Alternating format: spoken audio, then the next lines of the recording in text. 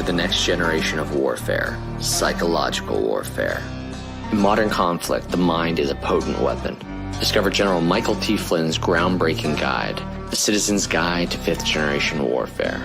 Unlock tactics, strategies, and the mindset to navigate this cognitive battlefield that we all find ourselves in. Equip yourself against manipulation and emerge unscathed. Unleash your potential. Order now.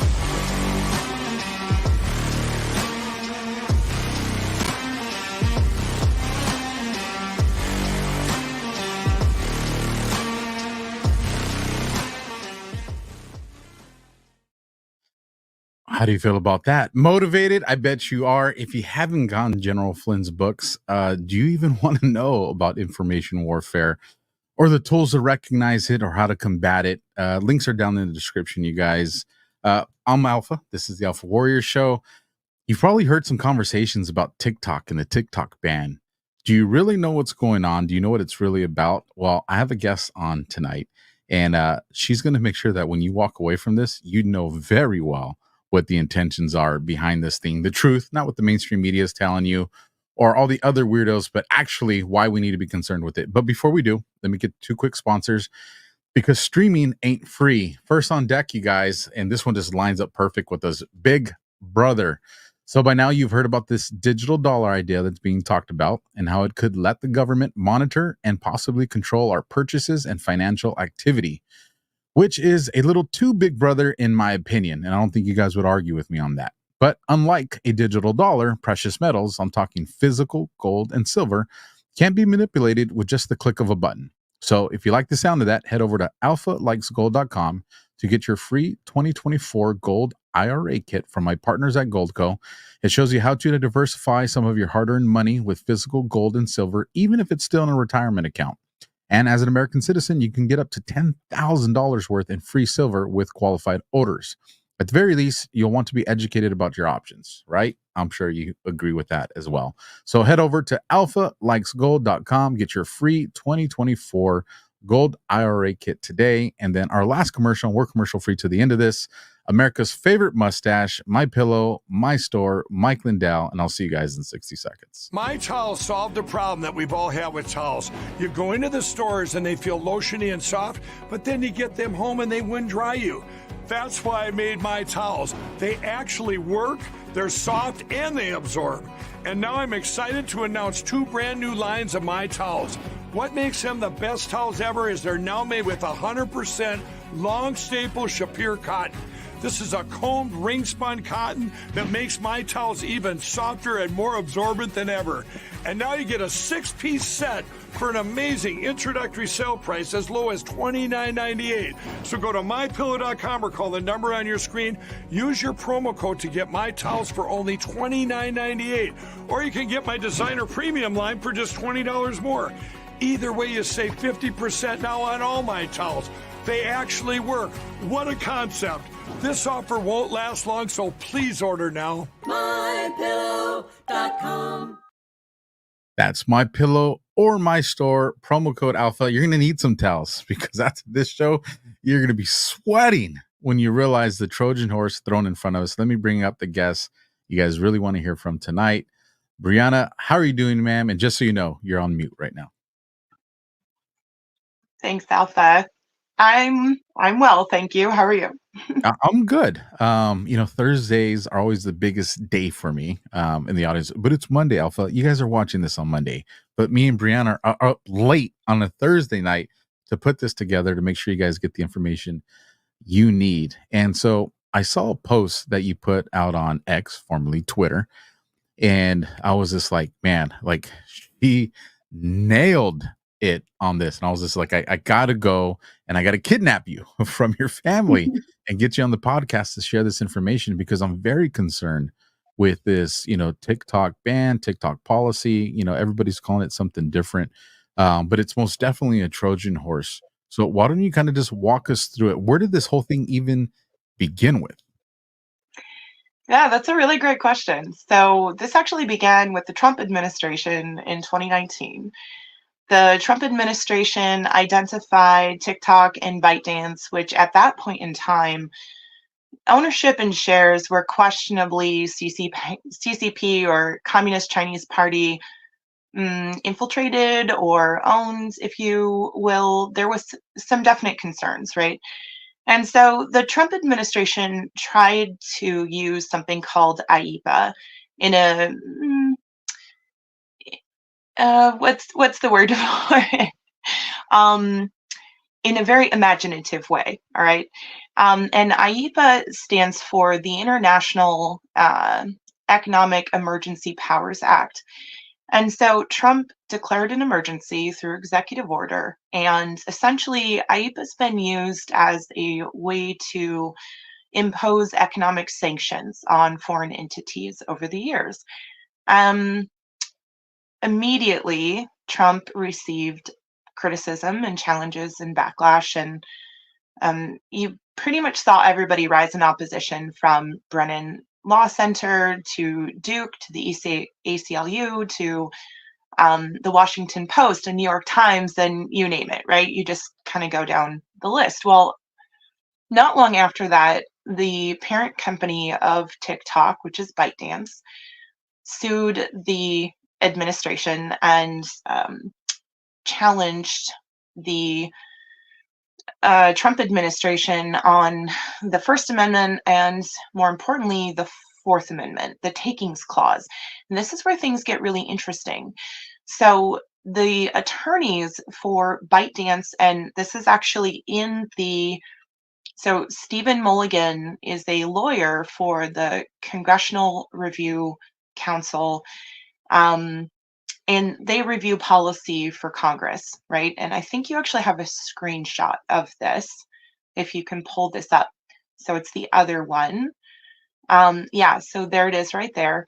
And so Stephen Mulger wrote what's called a sidebar, and he outlined the legal challenges of the Trump administration, or to the Trump administration, and what ByteDance argued upon. So they said that the Trump administration did not have the authority to force divestiture. So this is what everything really boils down to, is divestiture. And what that means essentially is the forced sale of private assets. So since that time, ByteDance and TikTok have been working with formerly the Trump administration, now the Biden administration, and they have done absolutely everything that they have spent billions of dollars to come into compliance.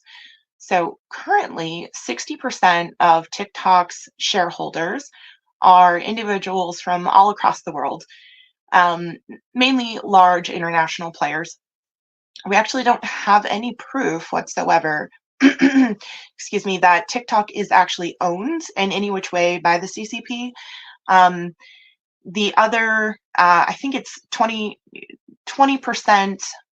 is owned by American investors, and then the other 20, so that's 80%, the other 20% are actually owned by TikTok employees, so they get to own part of the company. Anyways, so the other interesting thing is, since the challenge from the Trump administration, TikTok bought servers in Texas.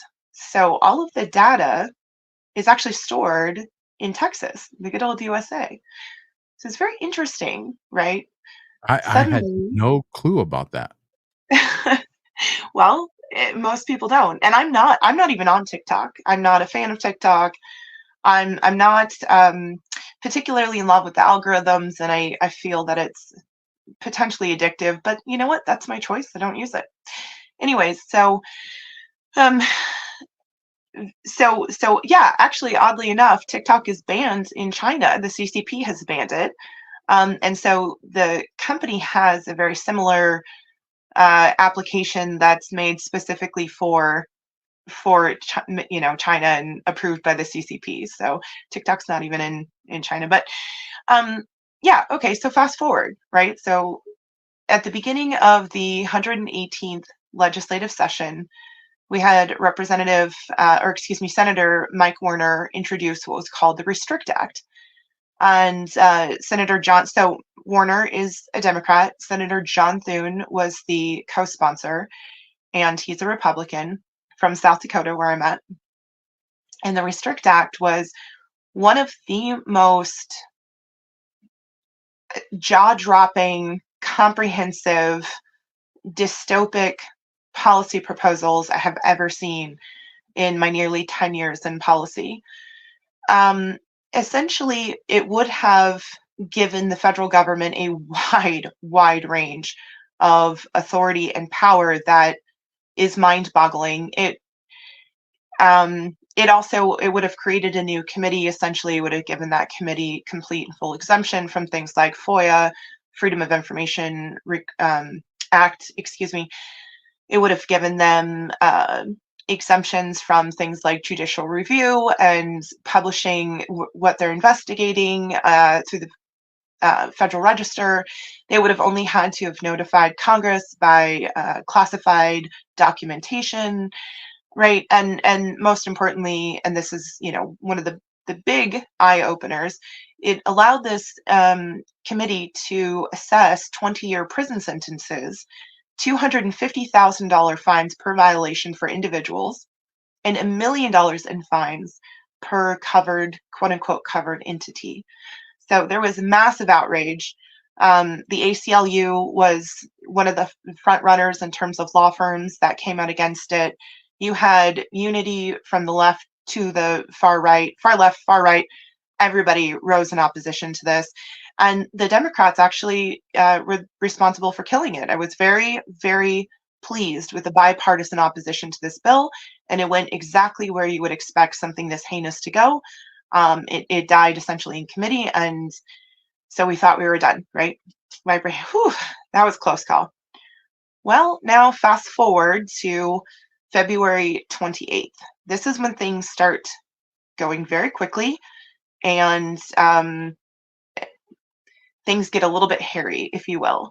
So the Biden administration suddenly reauthorizes the National Emergency Powers Act, or National Emergency Authority, and invokes IEPA, the International Economic Emergency Powers Act. And the Biden administration declares a continued emergency from the emergency that Trump declared in 2019. Suddenly, the Biden administration is now outlining what covered persons and covered entities will look like. Well, that's interesting, right? So now we have this new introduction of IEPA and the National Emergency Authority Act through executive order.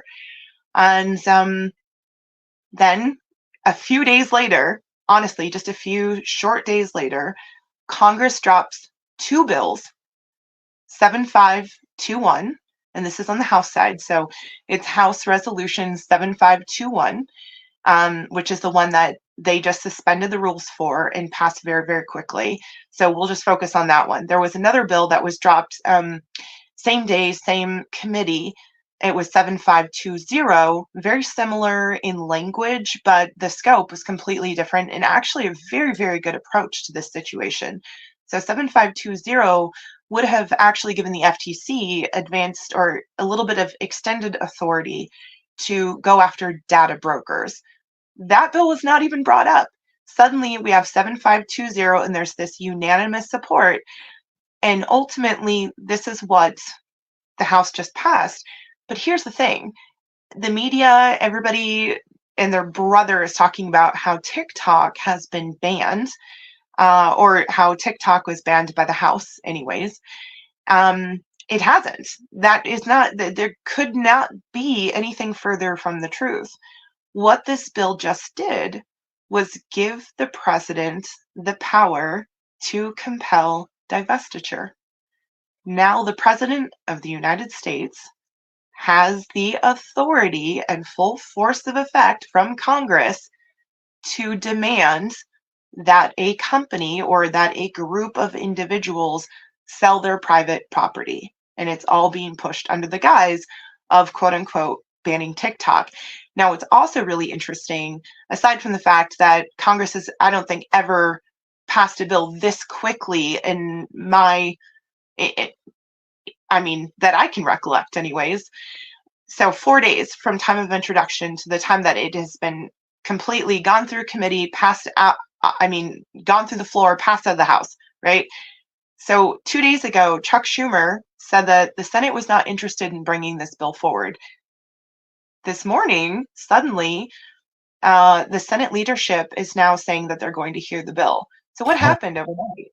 What is happening right now? And why is nobody speaking out about this? Why is nobody talking about not only this bill, but this bill in the context of the state of national emergency? It's very confusing. It's very odd. I don't understand. I mean, even Duke Law, when Trump tried to use IEPA in 2019, Duke Law wrote this comprehensive report about how IEPA was a terrible way to maneuver around divestiture. They wrote out in no uncertain terms that if you wanted to ban a company like TikTok, the best way to do it would be to go after the data brokers and to have Congress clearly define what data could be collected and by which companies. Now that sounds to me a lot like 75/20. We're not doing that though. We're going the exact opposite way. Now we're closing this loophole in IEPA and we're giving the president the authority that, Trump was challenged on, and we're going to allow the president to determine essentially who can own what in the United States. And that's a little bit scary. And let me bring up that one from February, and let me know if this is the correct one. February 20th, 2024, executive order on preventing access to Americans' bulk sensitive personal data and United States government related data by countries of concern. So this is the Right. 28th move that you're talking about, right? Now, Yes. now Go ahead. I sent some of my concerns to some cohorts, that I see them as fairly, smart people. And one of them responded back, and I believe I heard you address this, and I was just like, oh smokes, this guy didn't, like, they don't realize what she knows here. And it was the foreign adversary countries, and he was just like, well, no, we can relax here because it defines who are the foreign adversaries. But if I'm correct, I believe you said it in a space that I heard, or someone else, that this got expanded, or there's some loophole here. Do you know what I'm talking about? So the language in 75/21 gives the president the ability to go after covered entities when it comes to national security. So there's this loophole, and it's the very last portion of the bill that discusses when the president can act. Well, outside of covered entities that are named within the bill, the president can act when it comes to times of national security. Well, we already have an executive order declaring a national emergency. So now the president would just need to make a report to Congress and outline, I forget the exact language, I'm sorry. I can pull this up for you. I can share it with your audience. I have screenshots of it, but it's essentially the president would just need to make a report to Congress and explain what shares need to be divested in order to come into compliance. So essentially, the president would just outline who needs to sell what in order to become compliant with the declaration, essentially. Well, that's really interesting to me because that's exactly what TikTok has been doing for the last 3 years. Not only the Trump administration, and then there's also another agency that helps to oversee this and sort of be the mediator between the administration and then the corporation. And that's called CFIUS or CPIUS, if I'm not mistaken. Anyways, so that's but right, like nonetheless, that is exactly what TikTok has been doing for the last 3 years, and yet here we are. So that's really odd to me, and it makes me wonder, well, what else, right? What else could possibly be going on here? Because this is clearly not about TikTok. So then we go back to the executive order, right? And if you look at the definition of covered entity in 7521, yes, it is clearly defined per, I think it's USC 10 something rather, and it defines a country of concern as being North Korea, China, Russia, and Iran. However, going back to the executive order, it states very clearly that at any point in time, the Attorney General, the President of the United States, the Department of Defense, Homeland Security, and all applicable agencies have the authority to change the country, to add or remove the country of concern or classes of entities or persons, covered persons. So who it applies to and what country is of concern can be altered essentially ad hoc. This is very concerning, because where do you start drawing the lines? Let's use Rumble, for example. And actually, as I was listening to you speak, I was like, Rumble was in Canada. Did they know something was around the corner and that's why they moved to Florida? It just, I mean, I don't know, because, it just makes me wonder. But does this create the scenario where the potential, maybe I'm reaching here, but the potential is where this current government can say, hey, well, Rumble has investors that are from, said country, and those countries are now a concern to us, but they've invested a significant portion into Rumble. So now we are going to just flex this muscle and take on a platform like Rumble. Or am I going too far out of bounds on that?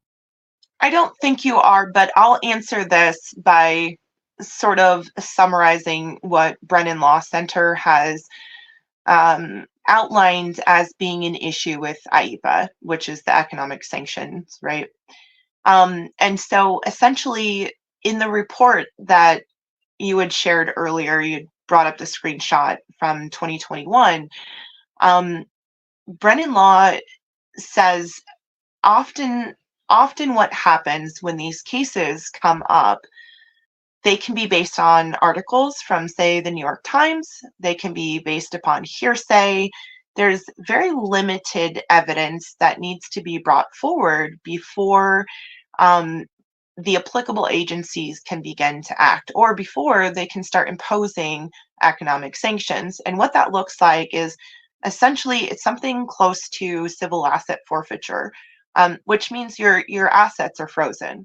So if there's an individual that they're concerned about, or if there's a group of individuals that they're concerned about, or a country that they're concerned about, the issue is that we can impose economic sanctions on very little evidence, and we can do that during the investigation process. So that's really interesting, because you don't actually have to be proven guilty before these assets are frozen. And so in terms of U.S. citizens or residents or foreign nationals residing within the United States, Brennan Law outlines how this can be devastating to individuals within the United States, because sometimes they're treated worse being in the United States than foreign individuals outside of the country. They have very limited access to remedy, but most importantly, how do you fight the federal government when your assets are frozen? How do you hire an attorney? What happens? Where do you live, right? If your home is taken.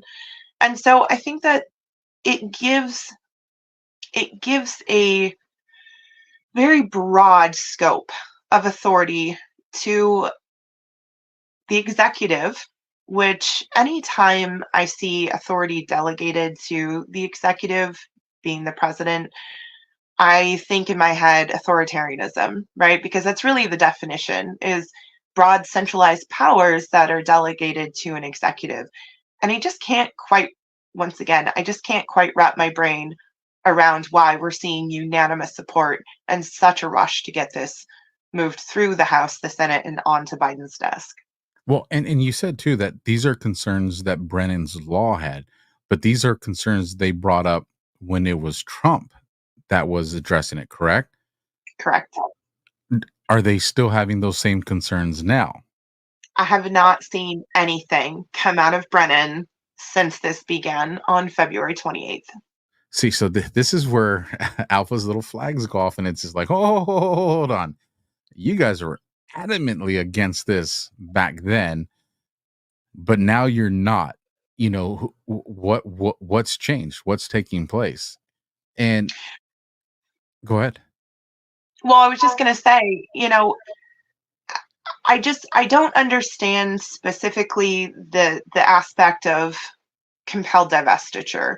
This is the part that really blows my mind, because what the lawsuit alleged previously from ByteDance and TikTok was that the president didn't have the authority through the Administrative Procedures Act, which means essentially that the president didn't have the authority to compel divestiture due to rules and regulations, or statutes that exist under administrative agencies. And yet Congress is going to change the law and give the president this authority, which means, and when Congress passes a law, it is the closest thing that we have to, say, the Constitution in terms of the law of the land. They're codifying our Constitution under specific sections or titles, but it's an even greater authority, if you will, than, say, an administrative guideline. So it just is it's really mind-boggling to me, and I really don't understand why we haven't seen any type of analysis, and I don't understand why we haven't seen individuals either within the House or within the Senate just ask the very basic question of CRC, which is the basically legislative review, right? Why hasn't anyone just asked, how will this change the internet? How will this change economic sanctions? How will this alter the president's authority in times of declared emergencies? And what will this look like for the future? Why don't we have any type of analysis from the lawyers who do this for a living for Congress?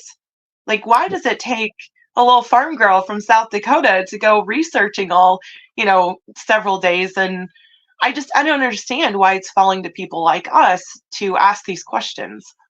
Well, and maybe I'm just the Marine that chews on crayons over here. But my question in the simplest forms is, why does my government get to tell me what app that I get to have? If you want to put out a safety precaution, if you're going to download, if a foreign app's going to be downloaded and you put up a screen that says, the government deems this app dangerous because of mining your data, then fine, make that something that they have to do. But it should still ultimately be the freedom of me to decide whether I want to take that risk or not. Because I might weigh it as, yeah, they're probably going to mine my data or something, but I know that there's content here I want to see and it's worth the risk for me. It almost seems like it's because of this forced divest for sure. I already said that. It almost seems that this tool that they have is one of those things where it's like company, it's the unspoken laws and policies where companies now know we better curate what kind of content we have here. All of a sudden, we're going to find ourselves being looked at for this issue over here. But these other foreign applications that make sure they censor information and make sure they go into the narrative, they don't deal with these issues. So it's like that unspoken thing where we better go along to get along, or all of a sudden we're going to find ourselves having these types of sanctions put against us. I think you're onto something there, but I also, I think it's really interesting because in the past, IEPA has been expanded to mean real estate transactions and other types of private property. So it's not necessarily just about the for sale of your shares in a company, which, let's just stop and really resonate on that for a minute. But in terms of how IEPA has been used in the past, there's actually nothing specific about the law that says it can't be used against US citizens. It has been known, and it's been sort of on this honor system, that it's to be used only against foreign entities and foreign nationals maybe residing in the United States. But there's actually nothing that prevents the government from using it against its own citizens. And let me pause there, because I'm going to interject here, because FISA was also not supposed to be used on American citizens. Yet, January 6th, President Trump, all these other people around President Trump, it was. And the whole rule of, well, we did because we were looking at a foreigner, and then, that the different levels and tiers that are there. So when I hear that, well, it's not supposed to be, well, the government's already lost my trust when it comes to that.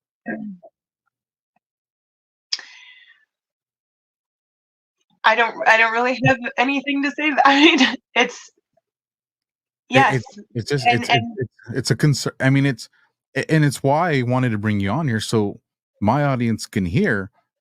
You might hear all these things out there, but here's what's really going on. And for the people that say, well, I don't watch this content, if you're a person that likes to do crypto or crypto mining, I know you had a part on there where you addressed the VPNs. right, right. Well, look, I think let's just go back for a second, right? Let's just sit with the fact that the House hasn't been able to pass reforms for FISA. Let's just stop and sit with that for a second, right? Our government, excuse me, our government is more concerned about foreign entities, apparently, and suddenly they're concerned about our privacy and our data, but they don't seem to be too interested in protecting our privacy and our data when it comes to our own government. So I think it's really fascinating that we can't even get a FISA 702 reform in place. We can't even add, the requirement to have warrants before surveillance and before raids happen. I think that pretty much speaks for itself. I also think it's very odd that our House seems just so, so interested in protecting our rights, and that's, the talking points, but we don't have a digital Bill of Rights. We don't have anything in place that brings our Constitution online or brings our constitutionally protected rights up to the 21st or 22nd, into the 21st or 22nd century. And yet we're moving ahead with police powers and authority.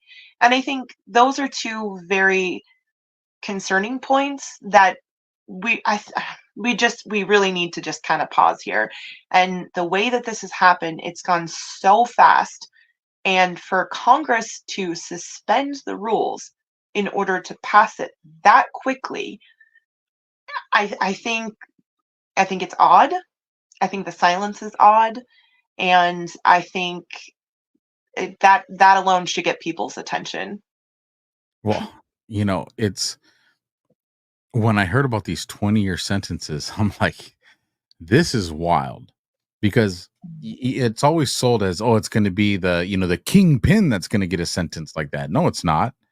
It's going to be the unsuspecting person that was, my state doesn't allow gambling, so I used a VPN so I could, put myself in a state where I could. And all of a sudden, you didn't know that there was this obscure law that exists now, and you're looking at a 20-year sentence for something that's just, it's petty in and of itself. Like, that's where, in the practical application, I see these things actually utilized. I never see the major kingpins go down for something like this. And the other concern I have here is, and you mentioned it, if they really cared about our rights, if they really cared about our data and our information and our mining, I'm sorry, my truck GPS is mining my information. That these cameras that I have here, they even tell you when you install them that they're going to be taking your information.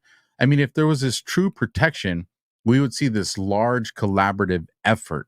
It wouldn't just be focused around this one particular application like TikTok, so to speak, that, from the sounds of listening to you, has been trying to come into compliance.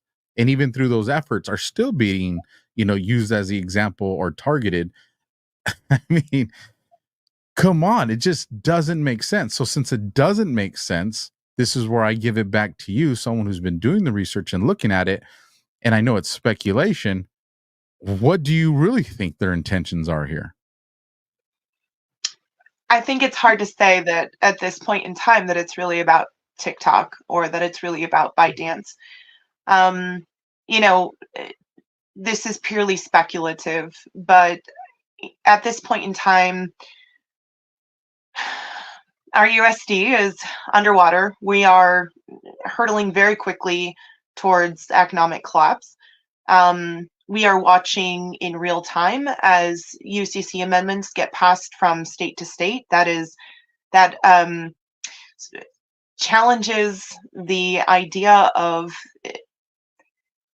a, a share. Like, so essentially the new UCC amendments that just passed, there are several sections in there that, as they say, have been meant to perfect possession, but it's given deference to the banks. So from my understanding, and this is from listening to lawmakers here in South Dakota regarding some of the aspects of the new amendments, when you buy a share, be it a 401k or a security from the Treasury, you're given a proof of concept, but the actual receipt is kept by the holding entity. And part of the new UCC amendments give banks deferential treatment when it comes to shoring up any type of insolvency. So, for example, if your bank, and we all know, most people are aware that the FDIC changed its rules for banking over the last, I think, year. Now our banks are not having to operate with a reserve. And that should concern you if you don't really know what that means, but it's fractional reserve banking. If there's no reserve, then you do the math, right? So the concept, as I understand it, right, is that if a bank is going insolvent, they can take those unsecured shares and like 401ks and securities. Those are not insured like a dollar, the USD is. So I don't know. There's a lot of talk about what this means going forward. Personally, if I had to guess, I would say this has something to do with the central bank digital currency that the Federal Reserve is trying to implement right now. And I could probably take the next hour and outline why I think that is. But to be honest, Catherine Austin Fitts is a much better and much more articulate individual on this aspect of things. But I do see a lot of similarities, and I do see a lot of policies that are passing very quickly and very quietly that challenge private property rights, be that a security or a 401k or a USD or your actual land. I mean, it's things are happening very, very quickly, and it's hard to keep track of. So if I had to guess, I would say that part of this bill is, like Thomas Massey said, a Trojan horse, and I don't think that it will stop at foreign entities or foreign um, countries of concern. I think, like we've seen within the executive order, um, those covered entities and countries of concern can be altered, and I I see this potentially being abused in the future. So, And that's my concern is it, it always, yeah, like you said, the Trojan horse, right? This the machine to get it in there, and then all of a sudden you see the full implementation of what they truly had planned all along. Because I don't see it so far fetched that certain media companies get targeted, alternative media companies. And here's the thing: a lot of these alternative media companies, they may be doing well, but it's on active income that's coming in. You freeze those assets immediately, you destroy it. Like right. it's done. There's no court opposition to it because you froze everything. There's no collateral unless you get some attorney that's like, yeah, I'll just do it for free and hopefully we win. And that ain't gonna happen. So this is terrifying. I mean, this is a Well, big concern. and Alpha, if I may, we're already seeing this in the United States with with producers. I mean, we just saw it happen with Amos Miller in the Amish community to carnivore snacks, and they just put out an email explaining exactly what happened. And the USDA used a civil asset forfeiture to freeze their entire operation. Luckily, they had some savings, and they didn't go through the entire process of civil asset forfeiture, where all of their assets in the bank were frozen. But I mean, they took everything. They closed down their entire operation until they came into compliance. Well, Carnivore Snacks did that very quickly. Amos Miller did not, or could not, or would not. I'm not sure which. But we're already watching this happen in the United States in terms of freezing assets and being essentially guilty until proven innocent. And I think, yeah, those are huge concerns. And due process violations, the taking clause, anytime that assets are taken without due process, that's definitely concerning. But yeah, I think the biggest takeaway after this conversation, I hope that people will remember, is that this is not a TikTok ban. This was a sweeping move to give the President of the United States of America the authority to force any shareholders, any company, to sell their private holdings in a company. That is absolutely wild. And then I'll leave my final thought with this as we bring it to an end. And I hate saying this because I'm like, maybe these dummies really haven't thought about it. Our Second Amendment, it's very clear. Our rights to bear arms shall not be infringed. But there ain't nothing in there, you guys, that says that they can't go after the companies that make these firearms. And whatever tactic they want to use, if they want to turn their sights on companies like Smith and Wesson or these other ones, or a lot of you don't realize a lot of the guns you own aren't made in the United States. You know, if you like European guns, you know, H&K and things like that. What happens when this happens to those companies and or whatever the case may be? All I see is this is a means to attack other things that are really important to us, you know, through this new lawfare. It's just it freaks me out, and I appreciate you coming on, BREEAUNA, to share this. For those of you that don't know, we were talking before the show, and she said some more stuff that scared the hell out of me, and so I'm going to be bringing her back on a podcast that has to deal with, you know, beef and milk and farming and all these things that I think is really important that Americans don't know about. So look to see BREEAUNA back on this show here fairly soon again. But with that, BREEAUNA, I know you kind of circled it back to that. Make sure people take away from that. But do you have any final words before we say goodnight? Well, I just want to say and offer that there is hope. It's not all scary stuff. It's scary in terms of policy. And if you are a sizable shareholder in a corporation currently outlined per this policy, I mean, it's not that broadly defined as of yet, so don't want anyone to, you know, scream with their hair on fire. I understand the slippery slope, you know, conversation and debate, but I think, yeah, just everyone there's lots of hope. There's lots of great things happening too. And just remember, there's always fantastic people and congressmen, individuals who are in office who want to hear from you. It's the relationships that make this country and this government work and operate. And I would just encourage people to really sit with things and feel really confident in their knowledge, to read through the policies themselves and ask questions, right?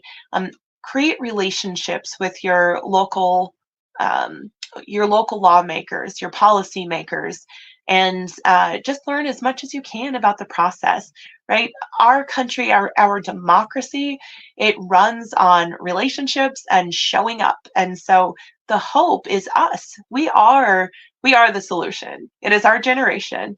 And we're going to turn things around by showing up, by being educated, by asking questions, and by learning as much as we can, and not just plowing through and saying yes and no because the caucus told us to. 100%. And I think the thing I love that you said the most right there is we are the solution. And I hope people understand that. This is not about scaring you guys, but this is about bringing information to the forefront so that way we can do something about it before it gets too scary and we can address it. So with that, you guys, if you want to follow BREEAUNA on X, link is down in the description. The articles that she talked about and brought up, all that's down in the description. I highly recommend that you guys follow her if you want some great information and great content. With that, We're back with the X Spaces profile spotlights, and I'll see you guys in just a Welcome to the next generation of warfare, psychological warfare. In modern conflict, the mind is a potent weapon. Discover General Michael T. Flynn's groundbreaking guide, The Citizen's Guide to Fifth Generation Warfare. Unlock tactics, strategies, and the mindset to navigate this cognitive battlefield that we all find ourselves in. Equip yourself against manipulation and emerge unscathed. Unleash your potential. Order now.